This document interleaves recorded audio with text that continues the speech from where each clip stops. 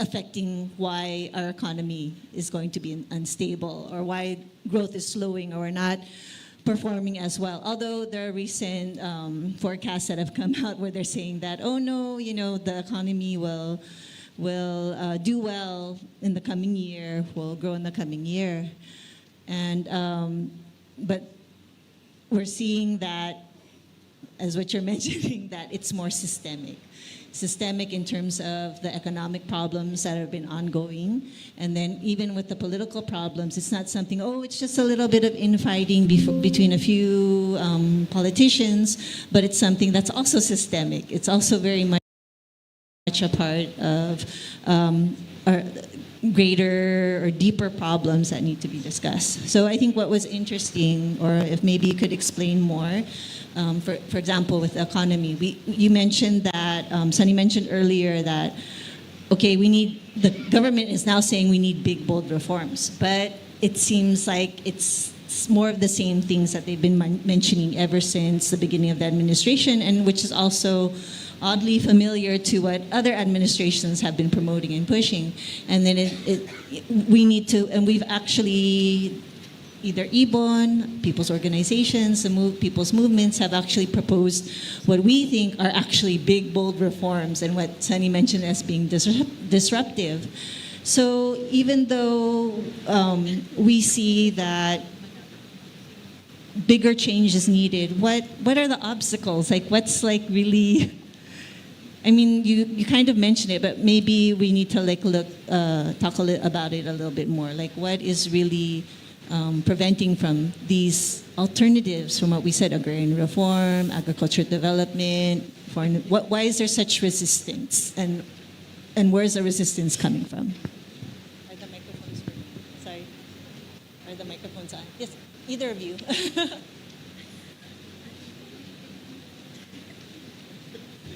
Like you, Jack and Boy.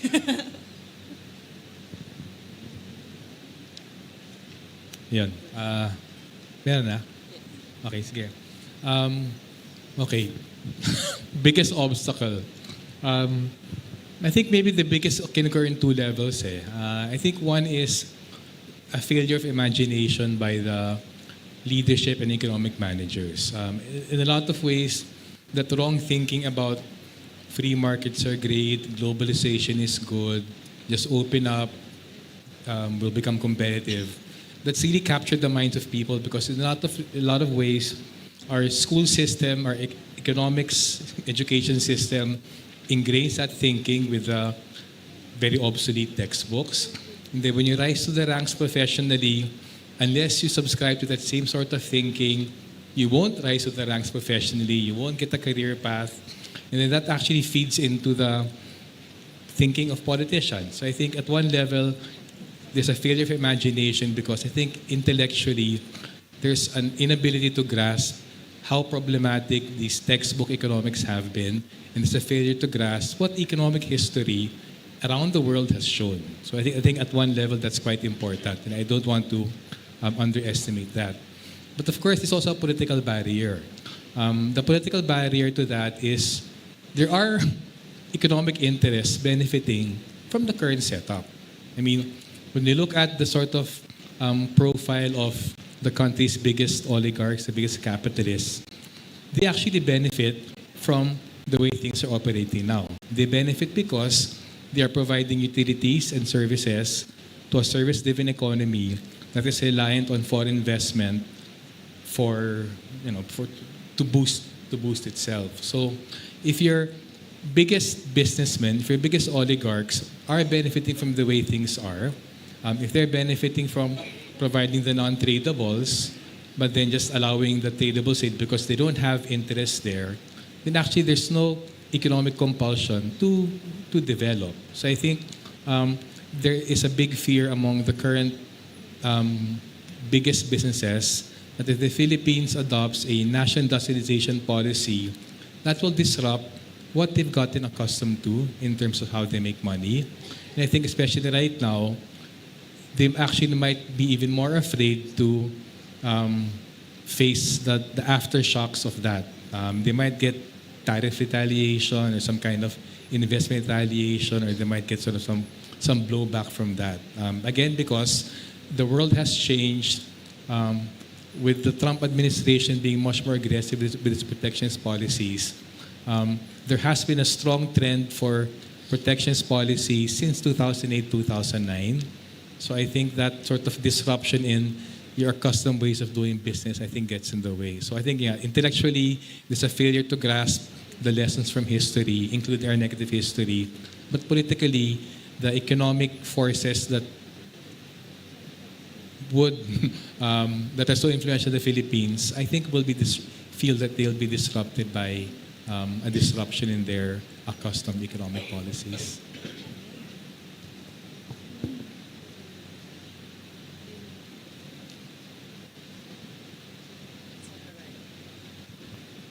All right. So I was following what Sunny said. It's ideologically and politically there are barriers or obstacles. But immediately I thought of this. I don't know who said this, but the Filipino, sino ba nagsabi nun? Has this culture that you backslide, and you have a revolution, and then you just you sit back again and relax, and you have people power and you sit back again and relax, right? And as I was listening to that, not really a political analyst, maybe some cultural professor, actually that's not the fault of the Filipino. I think what is our problem is that there is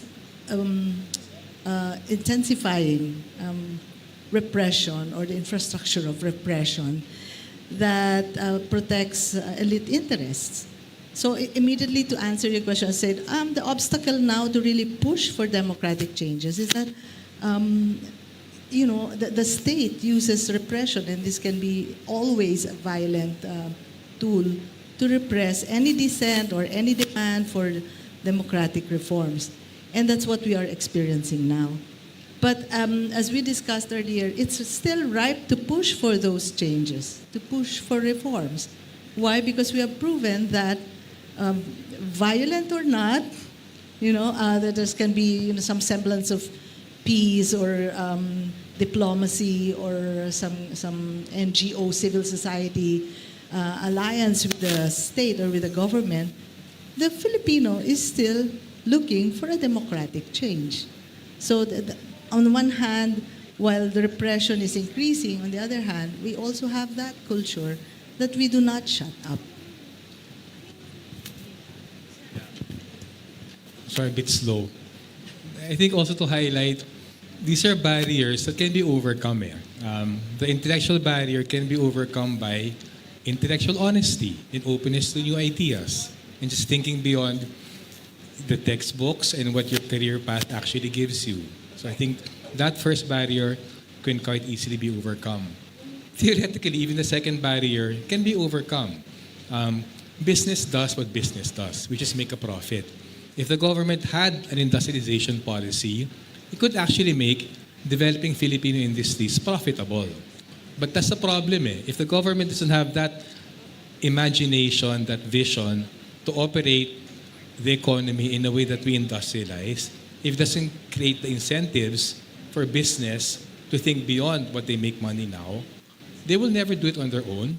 The government has to protect the economy, the government has to support local business, the government has to support technology development and upgrading. Individual businesses will never do that. But because businesses do what businesses do, make it profitable for them to invest in industrial development. So I think even that second part that seems to be kind of passive, Nadia, we can't do anything because we're stuck in the rut, because that's the nature of the kind of business we have. Actually, the government can set the terms so that other businesses can prosper. The government can set the terms so Filipino industry can prosper. But will it have the political will and the imagination to do that? Well, I think that's another thing. Especially if the economic forces are actually in government as well. So in light of that, while there are obstacles, but there are ways to overcome it. And then earlier, Roseby also was talking about directions, 3 directions. Like from the 3 political directions, like one was maintaining the drift, that was just drifting, status quo, drifting downward drift. The other was the intensifying political infighting, thus contributing to even more intensified economic crisis. And third, yung disruption in terms of like people's movement or mass movement, pushing for complete change. Like in your opinion, I know, it's like which one are we more leaning to? And I know, like, what is that? Or not we. I know what we are leaning to, but like in terms of the objective situation right now, Okay.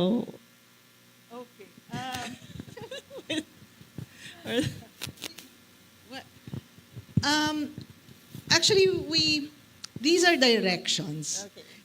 These are scenarios, and there are prerequisites to each scenario. Yeah. So if you notice, 1 and 2 will be scenarios where the people's movement will not act, diba? So if you ask me, where are we? Which scenario or direction are we taking? I think it's the more active scenario where the people's struggles will push for that change. Now, and then we've been told, no, don't do that because it's going to disrupt the economy. Diba? Even impeachment. Impeachment is not yet even about people power. But if there is public pressure, then you know that impeachment will succeed, diba? Even impeachment now is just being, described by Malacanang as that's bad for the economy.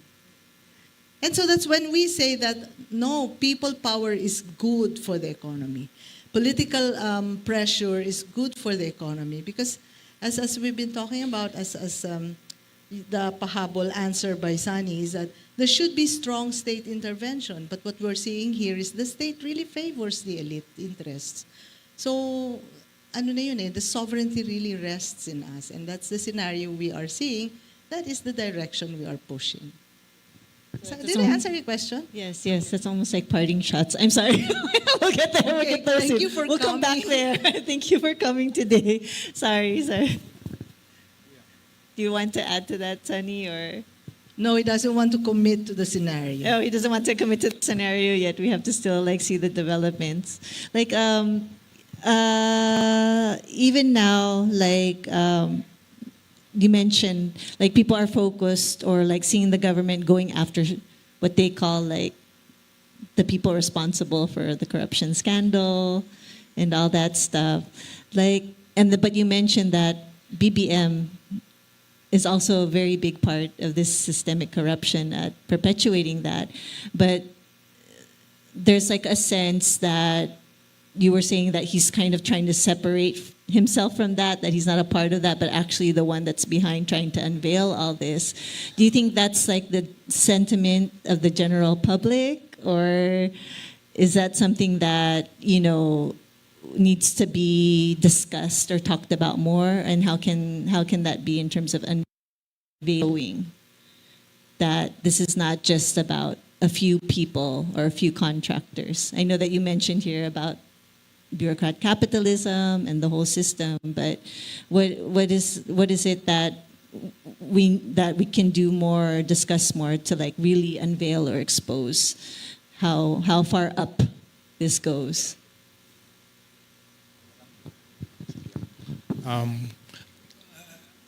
Okay. For me personally, the most frustrating thing about what happened last year is it showed how cynical the government is about us. When President Marcos came out with the Mahiya naman kayo statement in the State of the Nation address, that was very clearly meant to portray himself as a reformer. Now, I think it was so deeply cynical because we can't forget that he had been on top of 3 consecutive budgets. And as Rosby mentioned, those 3 consecutive budgets literally had trillions of pesos in unprogrammed appropriations, trillions of pesos in infrastructure funds, and almost 1 trillion pesos in flood control projects. When you're talking about roughly 1, 2, 3, maybe 4 to 5 trillion pesos in funds being dispersed by the government, that's not an aberration. You need to use the government machinery to do that. So clearly, pork barrel funds were dispensed over the last 23 to 2025 budgets as a matter of policy. And that matter of policy was so brazenly put in the BBM formula of the DPWH. And that implementation of that policy, that's not going to happen. You're not going to be able to dispense hundreds of billions in pork barrel under the table. It was a matter of policy. It used government mechanisms. So when even the budget secretary preemptively resigned, as to prevent that thread being pulled even more. I think that's so important to grasp because it's so cynical for the administration to try to control the narrative, to give us a few small and maybe medium-sized fish, and then let our anger subside, and then maintain its centralized control over pork barrel to carry it through until 2028. So I think it's so important right now. Honestly, everyone's so angry at the Dutertes. We should be. We're so angry at the human rights violations, the violence, the thievery under the last administration. That's all true. But this administration, the numbers will show that massive increase in official pork corruption-tainted funds that spiked in 2023 and 2024, only slightly moderate in 2025. That was a matter of policy by the Marcos administration. So between the two, who's actually more deserving of being held to account? We'd argue right now, it's so important to reframe the problem. If we reframe the problem as we have to see, can the political system reform itself from within? Can the political system reform itself from within with the pressure from the outside? If it's just Saraduterte being impeached, that's reducing the impeachment to the factional squabble between the Marcos dynasty and the Duterte dynasty for 2028. But if we impeach the president, and there are very serious allegations, we don't know if it's going to be docketed and then taken up because the strategy in Congress right now is to kill the legitimate impeachment complaints. But it's so much more important because if we actually want any shred of thinking that it is possible to reform the system, it's not going to happen with impeachment and conviction of Sara Duterte. All that will prove is that the president's control remains so overpowering that he can wield his power over the House and the Senate to seal a conviction. But look at it the other way. If we get a conviction of the president, what does that show? That shows that the government's anti-corruption agencies are functioning and not built to the president. Because the DOJ can investigate, the NBI can investigate, AMLC can investigate, the ombudsman can investigate. If all these investigations produce evidence and reports of corruption involving the president, and if the evidence is so overwhelming, it passes the Justice Committee and it passes it's enough to convince the Senate to convict the president, there is no other way, I think, to imagine a real shake-up of the system and believing that Philippine politics can be better.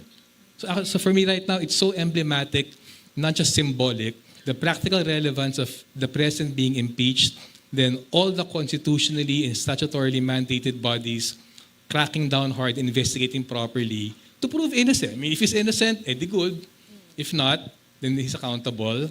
If we want change in the political system, I'd argue that is what will give the impulse for political change in the system. That will show the system can respond to the people.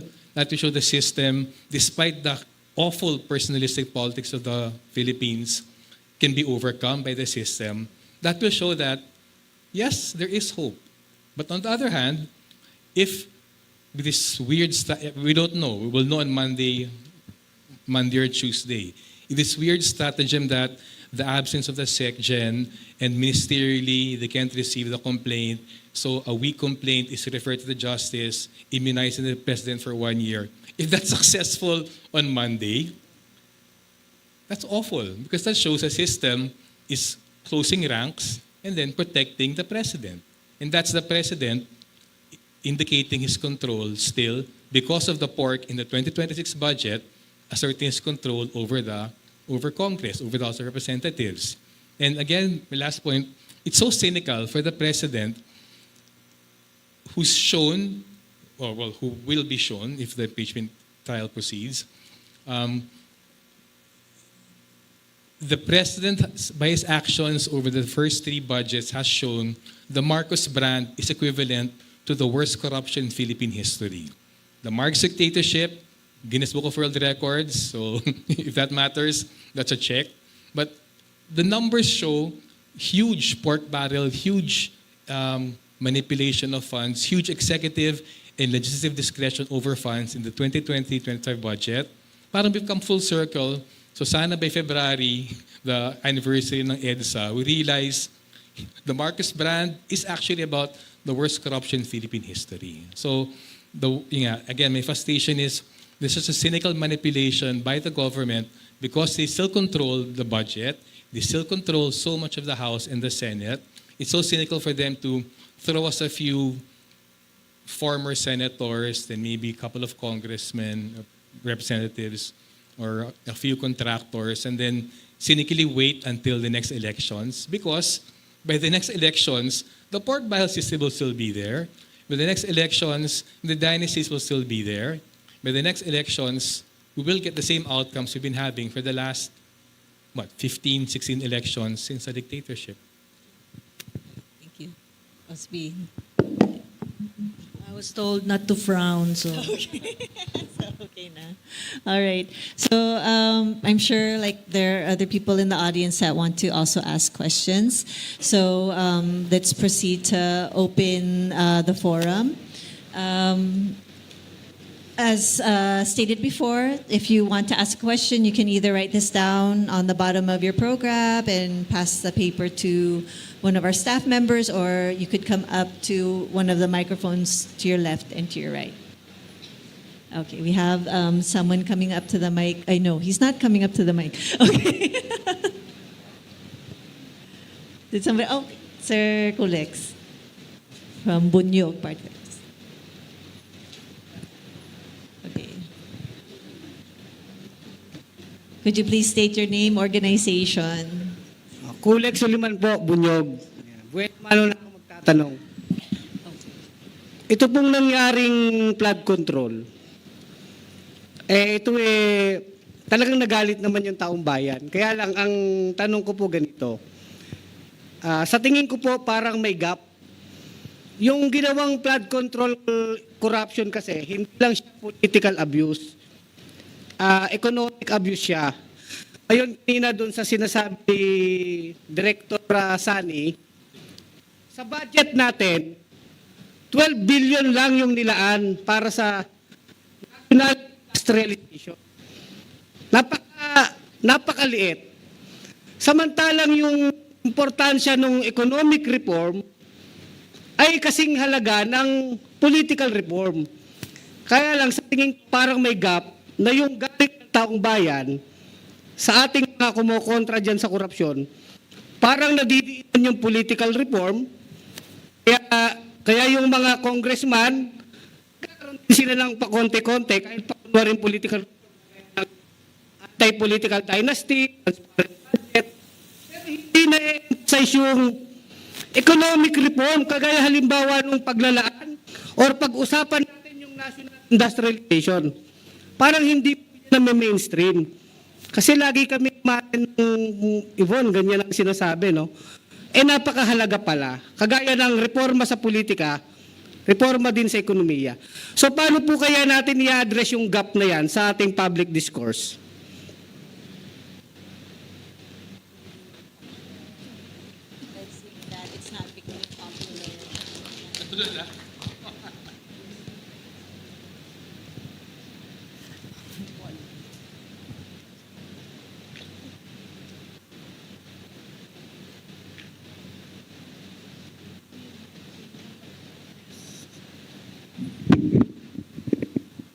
Okay.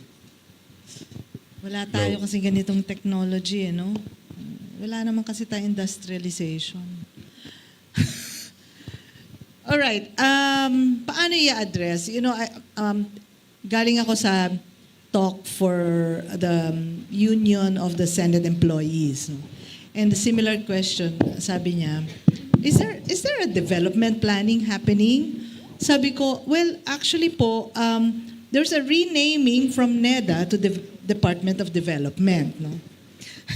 Pero yun, kahit sa amin, that's cynicism because you've been there all along. Your mandate is to plan for development. Pero ito lang masasabi ko, i-search nyo ang word na national industrialization in the past or even present Philippine development plans and you will not find it.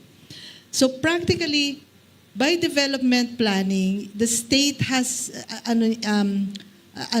parang off the table na ang usapin ng pambansang industrialisasyon dahil ang kanyang paradigm naman is to attract foreign investments. So i-find search nyo ulit ang foreign investment, foreign capital, market-oriented, whatever, and wow, ang dami. Ang daming matches. So I think it will start from a state that's really developing. That's really planning for development and planning for industrialization. That will be broad-based, no? Parang yung pinakita sa atin, will be based on agrarian reform, will take care of people's welfare and people's rights. Dapat may ganun munang plano.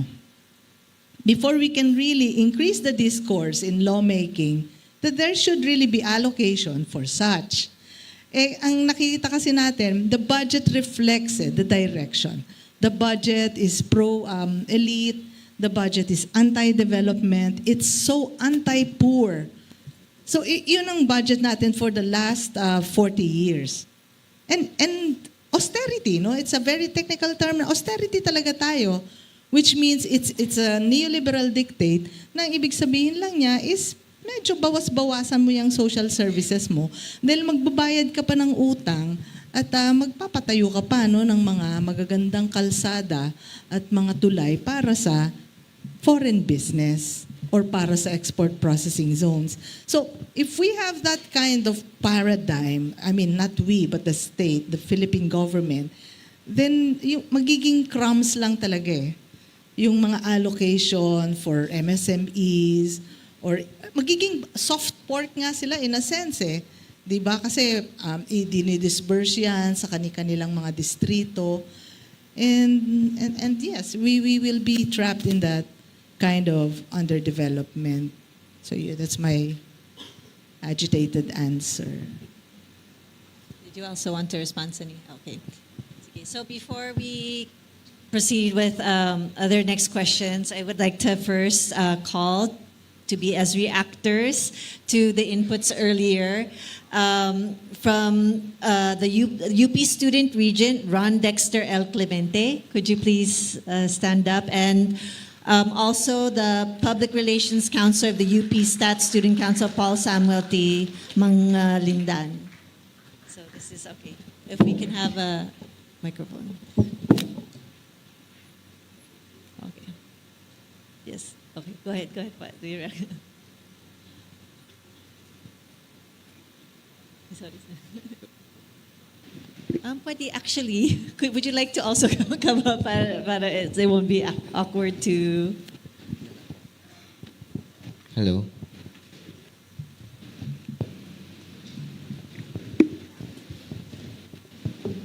Hello.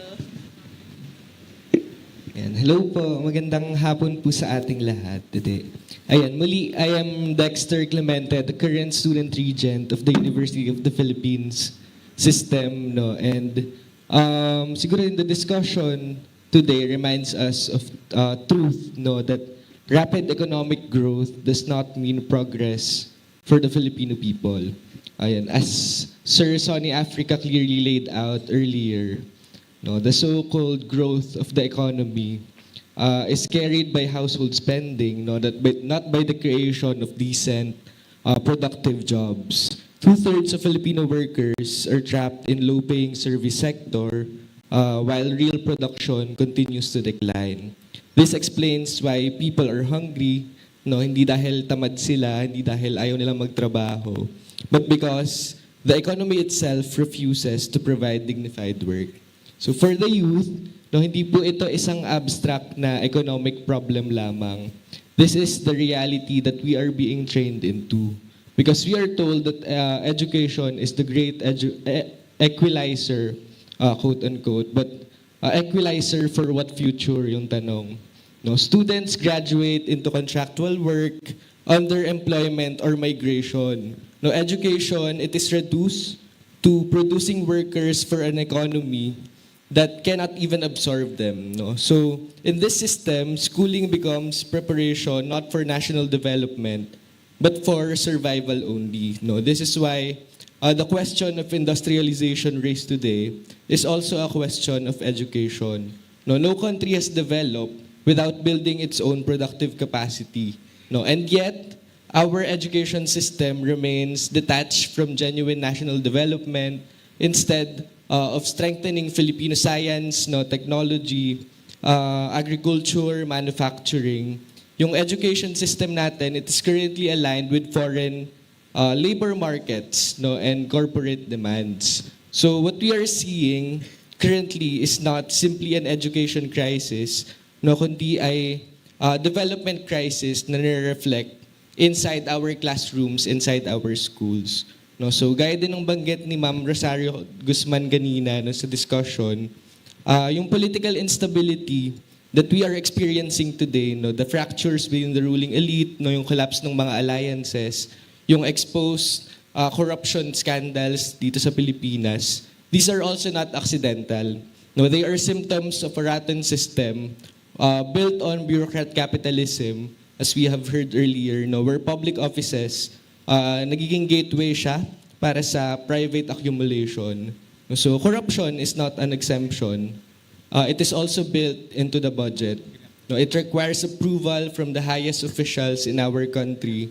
No, and once again, education pa rin yung nagbabayad ng price nitong nangyayaring corruption na ito sa ating bansa. No, despite claims of increased education funding, true education budget, quote-unquote, remains a myth. No, so when enrollment is considered, yung mga inflation, ganyan, learning shortages, when all these things are considered, the increases do not translate to meaningful change. No, education continues to be treated as secondary behind infrastructure projects, debt servicing, and repression funding. No, para sa amin, mga kabataan, no, and mga scholar ng bayan, ito ay isang direct political message from the state. No, na ang aming kinabukasan is negotiable. No, our future is negotiable, but the interests of the elite are not. No, so this is why frustration alone is not enough. The youth are not merely observers of crisis. No, we are called pag-asa ng bayan for a reason. Pero as of now, para maging maisakatuparan natin yung pagiging pag-asa ng bayan ng mga kabataan, kailangan maging doers din tayo of the present. No, so ayun, muli maraming salamat po doon sa mga naibahagi ng ating speakers, no, at tuloy-tuloy ang laban ng mga kabataan at ng mga scholar ng bayan. Thank you. Thank you to UP Student Regent Ron Dexter Clemente. For our next reactor, please welcome Public Relations Counselor of the UP Stat Student Council, Paul Samuel Mangad Lindan.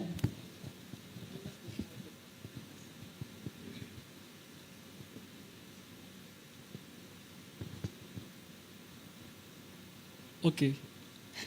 So muli, ako po si Paul Samuel Mangalindan, ang Public Relations Counselor ng UP Stat SC.